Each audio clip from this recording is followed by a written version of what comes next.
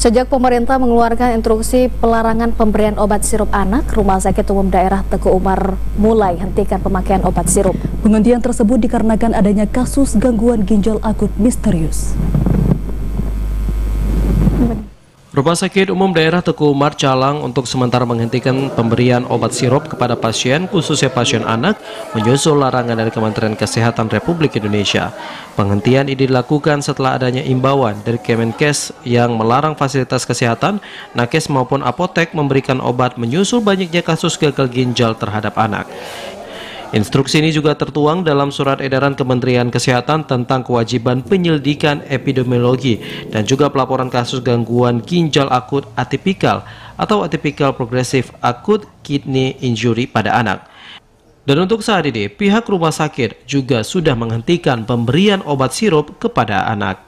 Direktur Rumah Sakit Umum Daerah Teguh Umar, Eka Rahmayuli, mengatakan untuk mengganti pemakaian obat sirup, pihak rumah sakit telah mengganti dengan obat alternatif yang lain, baik tablet, suppositoria, maupun jenis obat lainnya.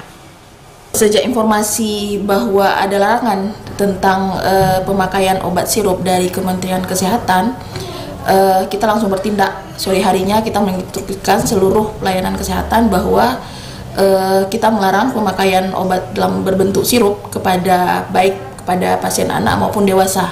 Kita menyetop seluruh pemakaian obat-obat dalam bentuk sirup dan kita ganti dengan pilihan sediaan yang lain, baik itu dalam bentuk tablet, suppositoria maupun dalam bentuk cairan infus. Jadi itu upaya kita untuk kewaspadaan dini terkait perkembangan kasus gagal ginjal akut pada anak.